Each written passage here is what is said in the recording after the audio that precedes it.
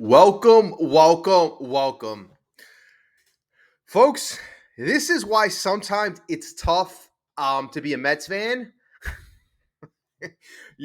Mets, after having that glorious comeback win in the game one against the Baltimore Orioles just a few short days ago, you're thinking the Mets, all right, you know what? The Mets are going to start to get on a roll. Yesterday, postponed weather reasons, the game's postponed. So we got a nice double header today, At least get one game. At least get one game. Preferably game one. You got David Peterson on the mound, and then you have that bullpen game in game two, right? Okay. As it turns out, we go 0 for 2. And you know what? All the momentum that we had from that come from behind win, honestly, we lost that. We lost that. And the fact of the matter is right now, we lost against a Baltimore team that is not very good at the moment. And frankly, we should have won. We should have won actually both of these games. And I'm going to tell you why. But, let me just tell you this. Before I do tell you this, it's the beginning of the video. So, please, if you are a Mets fan, MLB fan, join us. Join the channel. Subscribe. Remember to like the video. It really immensely helps out the channel. Last video, great job. I got to thank you with the comments, the likes. Great job. Honestly, I got to thank you. I got to continue to keep thanking you because you mean the world. And the members on this channel are beyond phenomenal. Beyond phenomenal. Okay.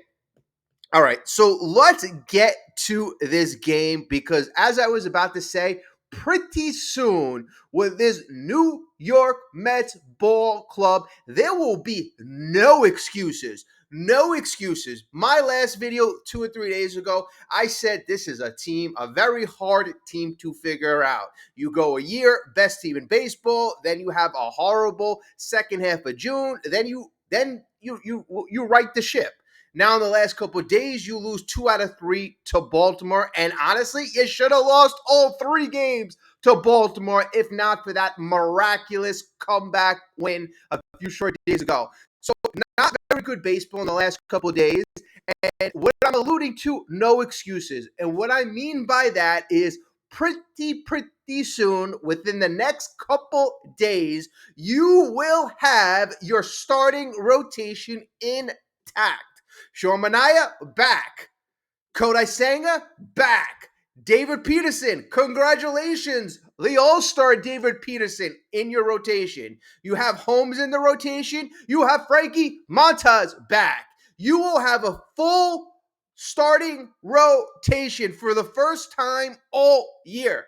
All right, the bullpen is a little overworked and tired, but you know what? That's where David Stearns has to make 1 or 2 moves sooner rather than later.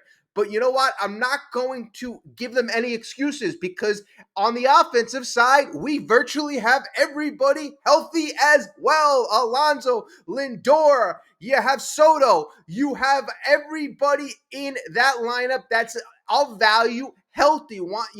Jesse Waker, he is even back. If you want Francisco Alvarez, he's healthy. You can bring him up from the minors. So everybody, Mark Vientos, there is no excuses. Again, a few short days ago, I said that I foresee this team within the next 2 weeks getting things going and being that team that we all envisioned. And again, the no excuse mantra, there is no excuses. We speak right now, we have Edwin Diaz, Pete Alonso, Francisco Lindor, and now David Peterson going to the All-Star game. Who's not there? Juan Soto. We're going to talk about Juan Soto's, maybe his controversial snub. Michael K had a lot to say about that, so I want to throw in my comments into the arena about that as well. But yeah, Juan Soto is not there.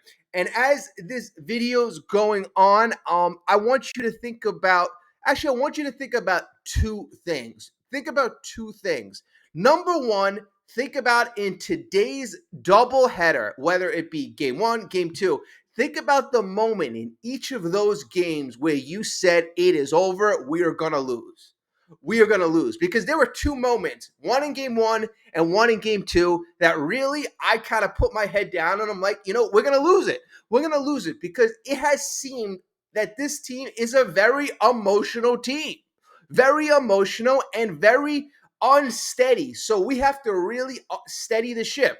Last year, a guy by the name of Iglesias was perfect for that clubhouse because he was phenomenal about, I'm telling you, I don't know, the guy's going to be a future coach, but, he was phenomenal in that clubhouse. He was right for the New York Mets. The Mets have not captured that same consistent energy, at least this year. They have certainly not. Okay, so number one, tell me which in these moments in these first two games, and it could be a moment in game one, a moment in game two, that you thought the Mets were going to lose this. And I'm going to tell you mine shortly. And number two, and this is what people, this is debatable. Tell me what you think the Mets really need at the trade deadline. Really need. I mean, I heard catcher, I heard third base, DH, center fielder, two pieces in the bullpen. At least two more starters. I mean, I don't think we're getting 9 or 10 new players on the team. In fact, I would highly doubt it. I would highly doubt it. So let's just get realistic. In the comments, I saw, okay, the Mets need a center fielder. The Mets need an additional starter in the starting rotation, and that would alleviate a couple problems. Again, you get your center fielder, you get another additional starter, which would allow Clay Holmes to be your lefty out of the pen. So that that additional starter would fill that void. Clay Holmes goes to the pen. So I kind of like that. With two moves, you fill three area of needs, and then hopefully we can get some production out of and this has been one of the biggest problems. We haven't had much production from the minor leagues. How many minor leaguers have come up this year and have been world beaters? Not many. So that's on the coaches. That's on our developmental team. It just hasn't been there this year, and that's basically Stern's big claim to fame: development. Okay, so to get back to that, Juan Soto was a snub, and you have the 4 All-Stars, right? So Juan Soto should be an All-Star. That's 5 All-Stars on the team. That is a lot of All-Stars. Then you have Kodai Senga. Kodai Senga should have been an All-Star. That is 6 All-Stars. You have a damn good amount of talent on this team. That's what I'm trying to say. So what I also said in my last video, we're trying to find out if this team, we know it's a good team, right? Is it a consistent team? We're trying to find that out. But more importantly, we're trying to find out if this is a great team, if this team can get to the promised land. Okay, so again, we're going to have Sean Manaea soon. We're going to have Kodai Senga soon. Today's game, I'm going to tell you, it was pretty tough. It was certainly tough. Game one, David Peterson, phenomenal effort in today's game. And, it made me feel good. It really made me feel good seeing him throw 7 innings of 1-run ball.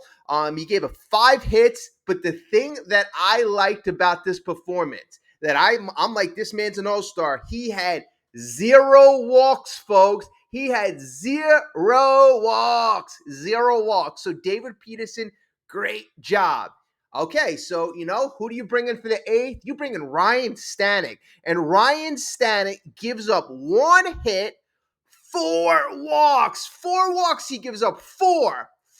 After not surrendering a walk in 7 innings, that's David Peterson, you bring Ryan Stanek in for 2/3 of an inning, and he already gives up 4 walks and a hit. After the first 3 walks, I'm just baffled at this point. Carlos Mendoza. I mean, you could clearly tell Ryan Stanek in the last couple outings. He's struggled, and he struggled mightily. He struggled, and he struggled mightily. So to kind of bring him in this all important game to extend the 2-game winning streak, to win the first game, I've heard people in the comments say, "Hey, I would have brought in Diaz. I would have brought in Diaz in the 8th inning." And you know what? This game was pretty important. We had a day off the day before.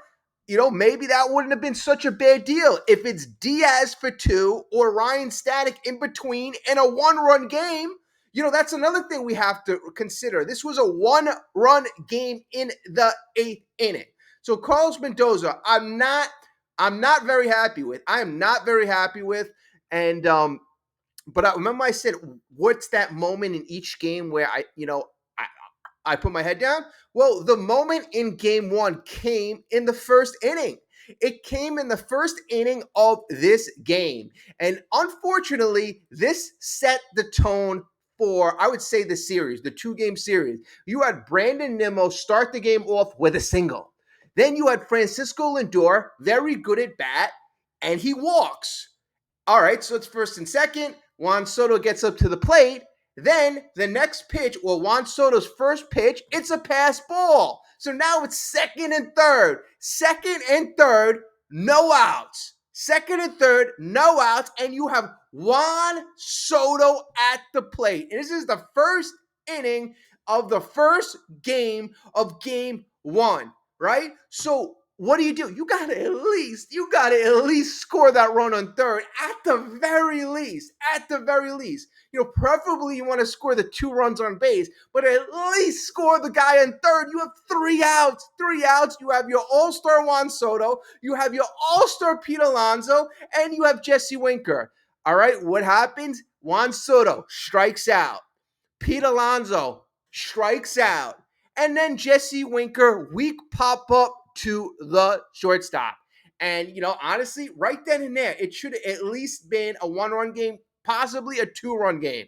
So, and you project that forward to the 8th inning. Now you have instead of having a 1-run lead in the 8th inning, now you have a 2 or 3-run cushion. And, maybe decisions are a lot different. It's a lot different if you're a Ryan Stanek pitching in a 1-run ball game than it is a 3-run ball game. The Mets left a lot of runners on base throughout the game, but none more important and none more significant than that instance in the 1st inning, and that set the tone in such a negative way. And let me make a comment on this. Jesse Winker is just come back from a very long injury. I wasn't crazy about the lineup. I was not really crazy about having Jesse Winker bat 5th. I mean, I really wasn't. How about having him get his feet underneath him first? How about getting his feet underneath him? I wasn't happy about that. Vientos would come in as a pinch hitter later on. He would get 2 hits. He didn't start off the game. But, I didn't like that. I didn't really like that strategy. Of course, I told you I didn't like the 8th-inning strategy. But, nonetheless, Carlos Mendoza, you don't need an Iglesias if you have a guy, a motivator in that clubhouse, and that clubhouse leader being Carlos Mendoza. Carlos Mendoza has to do a better job motivating these stars, motivating these players on a daily basis to give their 100% and to play situational baseball. 1st inning, get the run in. 0 outs, man on second and third. Juan Soto, all you got to do is pull the ball. Even if it's on the ground, pull the damn ball. You're a lefty. Only thing you don't do is strike out. Same thing with Pete Alonso. So, it's situational ball, failed. 8th inning, making good decisions, failed. Motivating your players after a magical win 2 days prior, failed. Carlos Mendoza, game 1, you freaking failed. You failed as a manager. Okay. All right. So now you get to game 2, and after a very disappointing, winnable game, now you have game 2.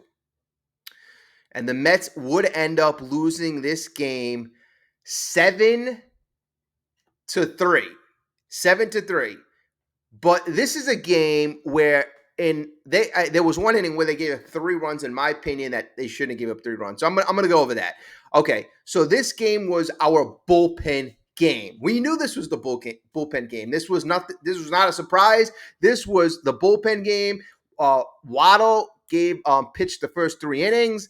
Hagenman the next two. Lovelady a third of an inning. And Garcia the last 2.2, but it was already lost by then. Okay, so again, let's go through this. I'm going to tell you where the Mets lost this game, in my opinion. Okay, so unlike game one, Mets start off, a lot better. They start off a lot better. They score 2 runs in the first inning, and they get off to a good start. So I was feeling good. I'm like, okay, you know what? This is what they need to do. Score early, score often, get the confidence back. Again, these are human beings. Get the good feeling. In the first inning, you got Brandon Nimmo, single, Francisco double, Francisco Lindor doubles, and the Mets were able to put a couple quick runs on the board. All right, so let's get to the second inning, and this inning is the inning that I actually have highlighted in my score book as the point where the Mets kind of lost it. So the Mets are up 2-0. They are up 2-0 at this point. Okay, so I need you to hang with me and follow my logic and let me know if you agree with it, or I might just be out there. Okay, so they go into the bottom of the second inning up 2-0. First man up, Ramon Urias grounds out, so the Mets have 1 out. Second batter, Cedric Mullins doubles, so he gets to second. So you have 1 out, 1 man on second. Next guy up, Alex Jackson doubles on a fly ball to the right field. Juan Soto comes in on it, bounces before him. Cedric Mullins scores, right? Cedric Mullins scores. That made it 1-0. Okay, folks, go back and look at that play. So I'm going to admit, in this inning, you had a lot of big swings. And Alex Jackson, he did take a big swing. So if you're an outfielder, you might think that it's going to go a little further than you thought. But Juan Soto's route to that ball wasn't direct. He did not go directly to the ball. If you can see it, whatever. I can't even do it. He didn't go directly to the ball. He went around and he pulled up. You got to catch that. Because if he catches that ball, it's 2 outs. Man, maybe he advances to third, but he doesn't score. So it becomes 2 outs, and the next guy, Jackson Holliday, grounds out. You're out of the inning, no unscathed. But instead, he takes a bad route to the ball. And again, I implore you, go look at it. If you think I'm wrong, I think he should have caught it. Okay, but instead, Alex Jackson doubles, Cedric Mullins scores. The next batter, Jackson Holliday, hits into a ground out, and then you have another additional batter, Jordan Westburg. He gets up and he hits a bomb, a 2-run bomb. And now instead of getting out of the inning, it is 3-2. And you just let up 3 runs. In my opinion, shouldn't happen. Outfield coaches, work with the guy, because that is just a matter of route. I mean, you don't have to be the fastest. You don't have to be the most athletic. If you're taking the right route, it'll get you to the ball much, much, much quicker. Okay. In my opinion, that was the point in the game where I'm like, oh no, things aren't looking good. All right, so and in that inning too, it looked like the O's were having really big swings. Even Gunnar Henderson, who made the last out, if you don't remember, he hits a deep fly ball to center field. He took a huge swing. Jordan Westburg, he mashed that ball. You had a couple huge swings in that second inning. So, I knew Waddle wasn't long for the game. He would luckily pitch one more inning, the bottom of the third. He would come out unscathed. But that one bad inning was bad enough. Hagenman, he would come in. He would give up 4 hits and 3 runs. And, that was the writing on the wall. The Mets would again leave runners on base, and the game ended 7-3. But in my opinion, that's where the Mets lost the game. Okay. Let me know what you think. Let me know what you think. And the Mets, they had their golden opportunities. The New York Mets, again, are going to have no excuses pretty soon. No excuses. All right, folks, I want to get to a topic that I've been hearing all over the place. All over the place. Juan Soto, his controversial comments about the All-Star game and in terms of him not making it. So it was, and let me get the exact quote because don't want to misquote. Okay, so it was asked of Juan Soto if he would have liked to have made the All-Star game. And Juan Soto's response is, "What do you think? I think it's a lot of money on the table if I make it." And then apparently fans' strong reaction to Soto's comments. One person on Twitter, calling him obscenities, what a loser. Someone else answered, added on Twitter or X, when all he thinks about is money and not the honor of being in the game, that's a problem. Okay, folks, this is not about. I mean, it's valiant to think that wants to be honorable, but you're talking about a man who just got an $800 million contract. It's clear money motivates the guy. So talking about honor and this and that, that's nice, that's pie in the sky, but he is clearly motivated by money. We already knew this. We knew this. Who is surprised by this? Who is surprised? Number one, right? Who's surprised? All right. And I'm glad something motivates the guy. I mean, I'm glad something motivates the guy. And you're like, well, it's $100,000. Well, because it's $100,000 in his contract. And then apparently, if you win the All-Star game, the winning team splits, I think, 640,000. So in turn, that would add about 20,000 to the pot of each player. So if his team won, he'd get 120,000. But at the very least, he would get 100,000, right? Okay. So folks, me as a Mets fan, I'm glad that the guy's motivated by an additional 100,000. Right? I don't want the guy taking $50 million and nothing else motivating him. If he's motivated by 100,000 to go out and perform like an all-star, good. That's what we want. We want the guy to be motivated. That's why those clauses are in the contract. Right? Maybe you don't like that he said it out loud. Maybe that's the problem. But then that in lies with point two, and point two would be, how come everybody wants to? I hear this all the time. I hear the cry for honesty, for players to be honest. If you jump down this guy's throat, don't ever expect the player to ever be honest, because Juan Soto gave you honesty. And again, like, no matter how much money you make, $100,000 is nothing to sneeze at. Nothing to sneeze at. I don't see any billionaires giving away $100,000. And I'm talking about billionaires. I mean, maybe Juan Soto will be a billionaire one day, but, at most, after taxes, he's going to get close to $30 million this year.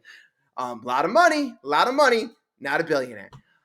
Okay, so that's just my thing. And Michael K, oh my God. And Michael K apparently, obviously, is very hurt about Juan Soto not being with the Yankees, not being with the big, bad Yankees.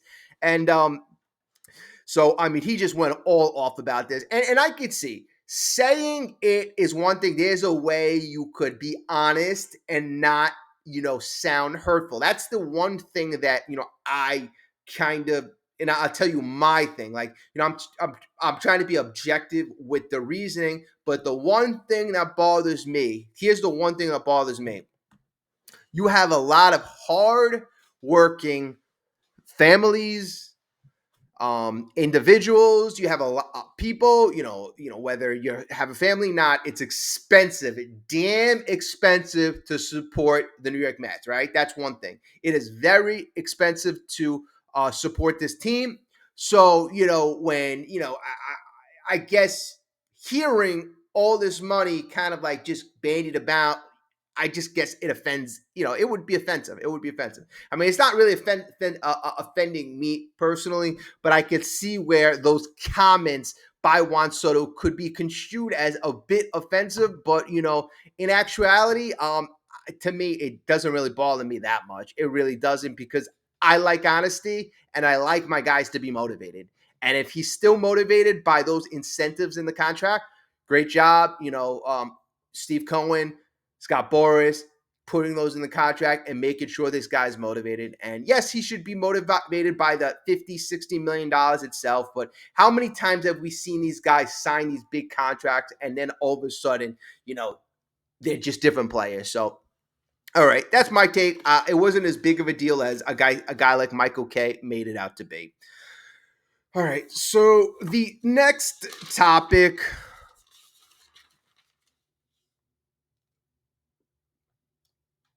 Oh, one other thing I wanted to share with you. So somebody wrote an article. Only 3 of the top 10 highest paid players made the All-Star team.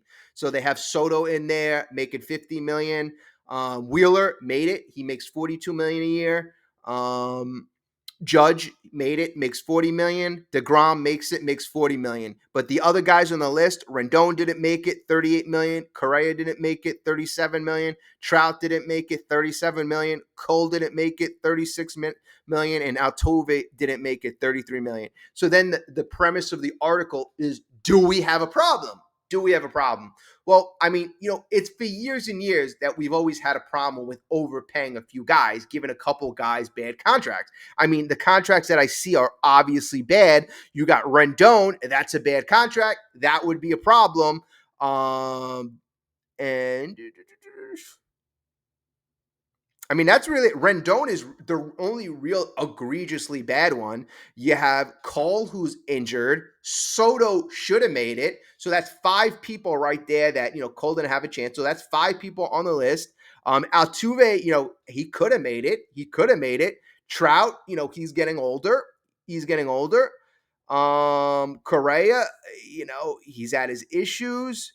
So, I mean, it's not really horrible. You only got one guy on that list that's egregious. You had about 6 or 7 other guys that could have made it. So, I mean, I don't think we have any epidemic, in terms of sounds worse than it is. About 3 of the top 10 guys. But, some guys just got cut off. All right.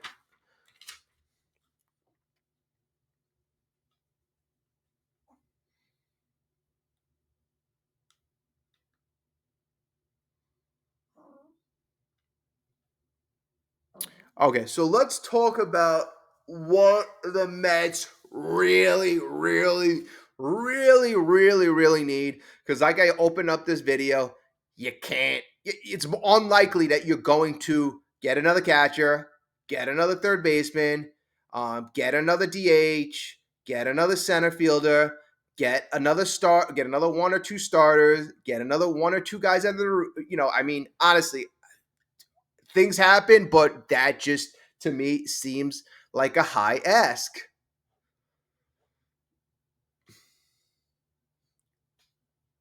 Okay. Sorry, dog in the room. She's going nuts. All right.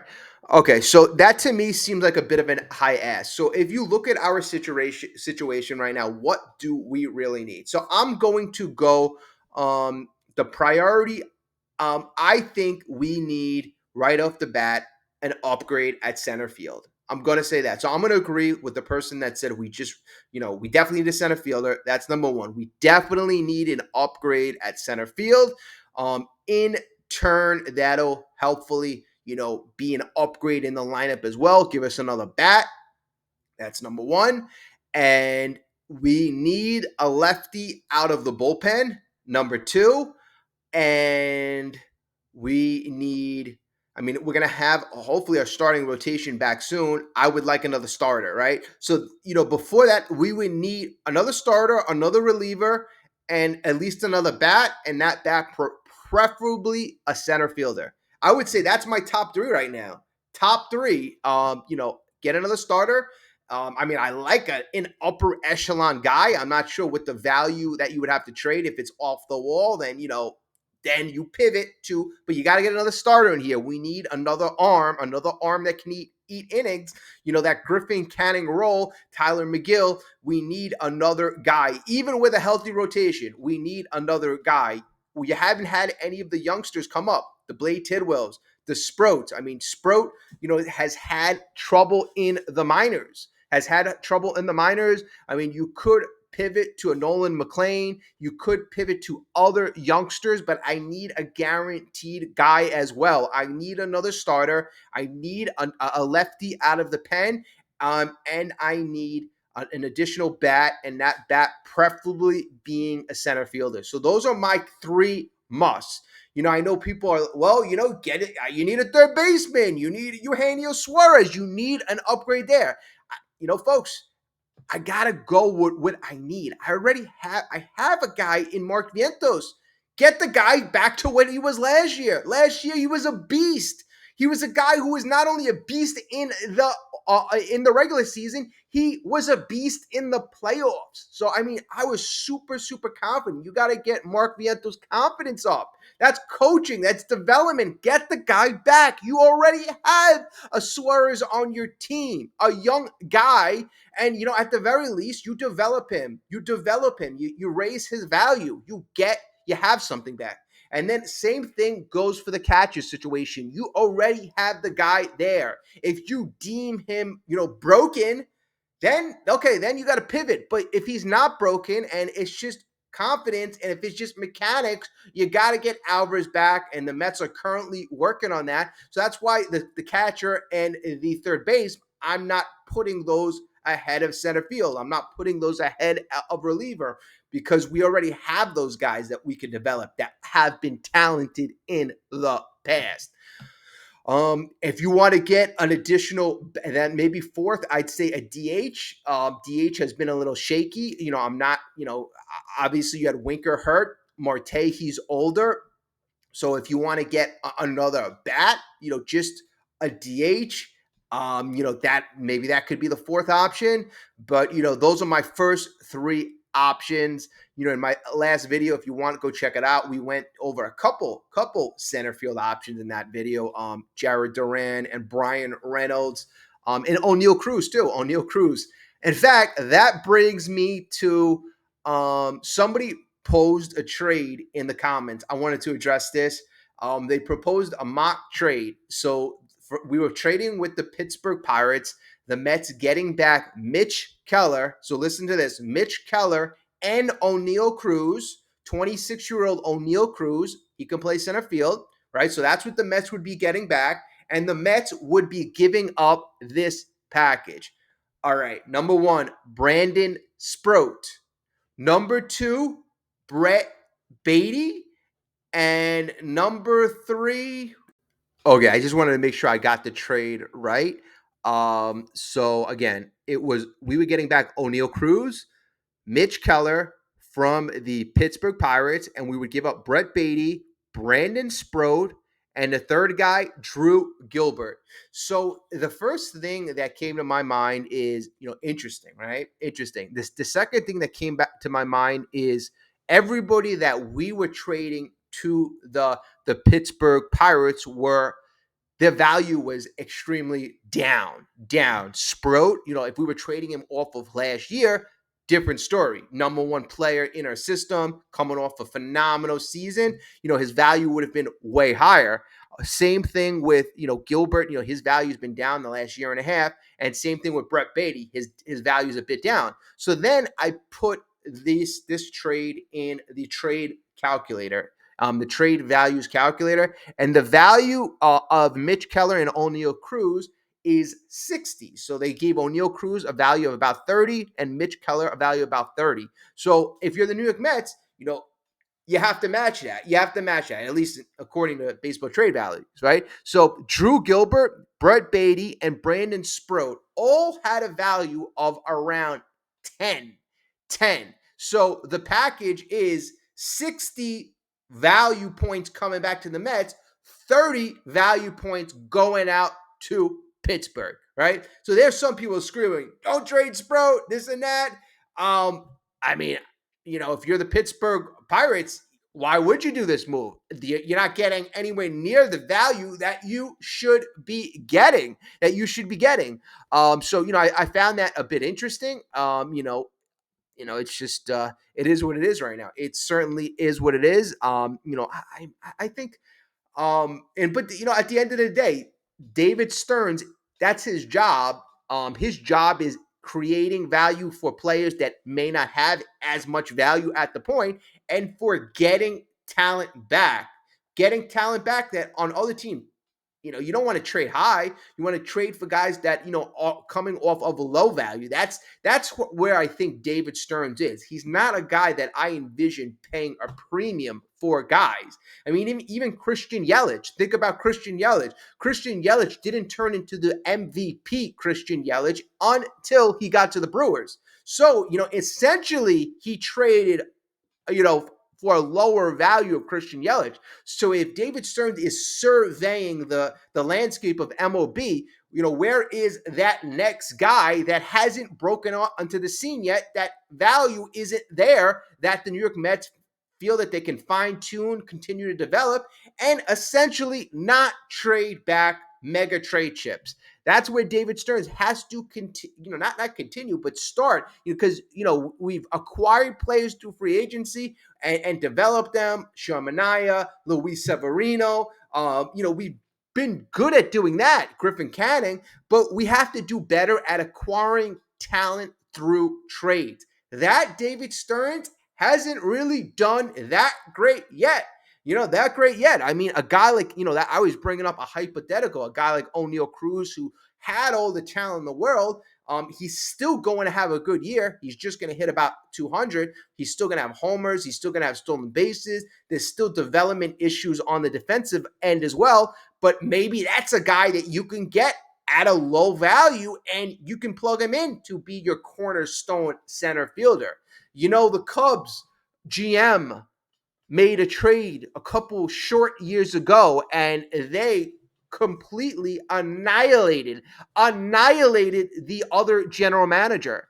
Hey, David Stearns has to do that, and we all know who that was. That is when the Cubs traded Javier Baez to the New York Mets for Pete Crow Armstrong, who is set to have a season where he hits close to 50 home runs and 50 stolen bases and playing Gold Glove center field.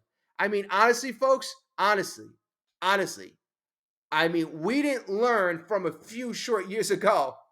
We didn't learn from a few short years ago when we traded Jared Kelenic, and obviously now it's not as bad as it was, but potentially that could have been a disaster. Then we go, and a year and a half, 2 years later, we trade away Pete Crow Armstrong. So the Mets, that's going to go down, folks, as one of the worst trades in baseball history.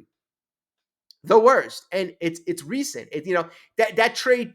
We should have Pete Crow Armstrong. I mean, it bothers me, folks. But this is where David Stearns has to go to work, and we need to acquire talent.